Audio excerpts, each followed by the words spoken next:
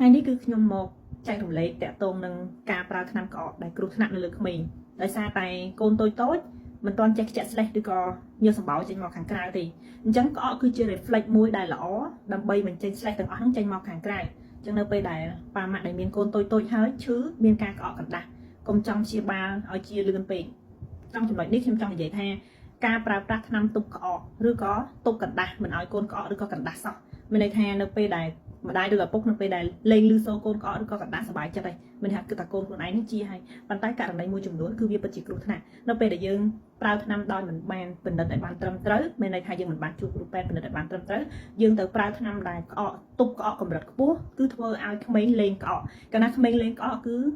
ធ្វើឲ្យស្លេះទាំងអស់ហ្នឹងវាទៅណាវាអាចចេញមកខាងក្រៅទេដែលគេហៅធ្វើឲ្យស្លេះហ្នឹងវាស្ទះនៅបំពង់កនៅក្នុងតូបសួតរបស់ក្មេងអញ្ចឹងនេះគឺជារឿងដែលគ្រោះថ្នាក់អាចធ្វើឲ្យកូនទៅជាស្វែងមុខស្វែងមាត់ដកដង្ហើមអត់ចេញដោយសារតែស្លេះហ្នឹងវាស្ទះខ្លាំង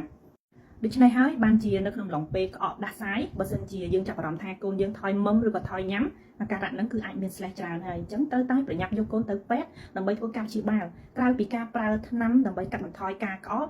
ដើម្បីបានត្រង់ចំណុចនេះគឺកាត់បន្ថយការក្អកមិនមែនទប់ក្អកទេមានន័យថាក្មេងដែលមានផ្ដាសាយឬក៏រលាកបំពង់កហើយគាត់មានក្អកការព្យាបាលគឺយើងគួរតែជៀសវាងនៅការប្រើថ្នាំដែលទប់ក្អកធ្វើឲ្យក្មេងហ្នឹងលេងក្អកកាលណាក្មេងលេងក្អកគឺស្ទះហើយស្លេះហ្នឹងធ្វើឲ្យកូនហ្នឹងពិបាកដកដង្ហើមអញ្ចឹងការព្យាបាលគឺយើងប្រើថ្នាំកម្រិតស្រាលៗយើងអាចឲ្យកាត់បន្ថយការក្អកហ្នឹងខ្លះមានន័យថាកូននៅតែបន្តក្អកអញ្ចឹងការក្អកហ្នឹងគឺវាជួយបញ្ចេញស្លេះចេញមកខាងក្រៅ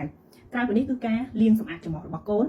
ការបាញ់សម្អាតច្រមុះឬក៏បើស្លេះនឹងវាស្ទះច្រើនពេកនៅក្នុងបំពង់កឬក៏នៅក្នុងសួតរបស់ក្មេងគឺត្រូវតែជួបគ្រូពេទ្យដើម្បីឲ្យគ្រូពេទ្យគាត់ធ្វើចលនាស្លេះបញ្ចេញស្លេះនឹងចេញមកខាងក្រៅទើបកូនឆាប់ធូរស្បើយនិងឆាប់ជាត្រង់ចំណុចនេះហេតុអីបានខ្ញុំនិយាយថាការបាញ់សម្បាវឬក៏ការធ្វើចលនាស្លេះលាងស្លេះឲ្យកូនច្រានស្លេះឲ្យកូនធ្វើឲ្យកូនឆាប់ជាយើងគិតទៅមើលបើសិនជាស្លេះនឹងវាស្ទះនៅក្នុងច្រមុះស្ទះនៅក្នុងបំពង់ក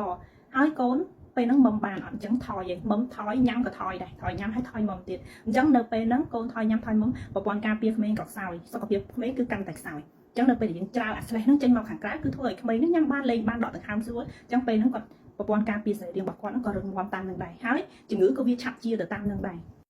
ដូច្នេះសម្រាប់ប៉ាម៉ាក់ដែលមានកូនតូចហើយកំពុងតែមានបញ្ហាក្អកដាស់សាយហៀសបោខ្លាំងកុំសូវបារម្ភពេកដំបូងគឺត្រូវតែយកកូនទៅជួបគ្រូពេទ្យឲ្យពិនិត្យឲ្យបានត្រឹមត្រូវសិនបើសិនជាគាត់ពិនិត្យទៅឃើញថាមានស្លេះមានអីច្រើនគ្រូពេទ្យនឹងធ្វើការណែនាំបន្តឲ្យថាត្រូវធ្វើអីជាពិសេសគ្រូពេទ្យអាចនឹងធ្វើចលនាស្លេះឬក៏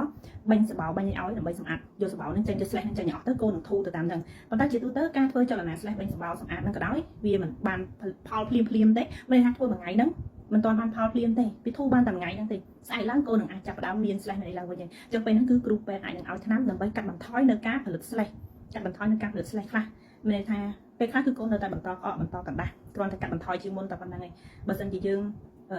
ចង់ឲ្យកូនជាលឿនពេកវាក៏មានផលវិបាកទៅតាមនឹងដែរដោយសារតែការប្រើថ្នាំកម្រិតខ្ពស់មួយចំនួនគឺធ្វើឲ្យស្ទះស្លេះហ្នឹងគឺចេញមកអត់រួចទេដូចដែលខ្ញុំបានរៀបរាប់ខាងដើមវីដេអូហ្នឹងមកដូច្នេះបើសិនជាប៉ាម៉ាក់មានកូនតូចហើយកំពុងតែមានបញ្ហាហ្នឹងជៀសវាងនៅការទិញថ្នាំញ៉ាំដោយមិនទាន់បានជួបពិគ្រោះជាមួយនឹងគ្រូពេទ្យយើងឲ្យគ្រូពេទ្យស្ដាប់សួរស្ដាប់អីឲ្យបន្តិចទៅគឺយើងនឹងដឹងហើយថាគួរតែប្រើថ្នាំអីអញ្ចឹងសម្រាប់វីដេអូហ្នឹងគឺខ្ញុំចង់ណែនាំប៉ុណ្នេះដោយសារយើងជួបបញ្ហាហ្នឹងច្រើនទៅលើក្មេងដែលគាត់ប្រើថ្នាំទប់ក្អកកម្រិតខ្ពស់ពេកគឺអាចធ្វើឲ្យប៉ះពាល់ទៅដល់ការដកដង្ហើមរបស់ក្មេងអញ្ចឹង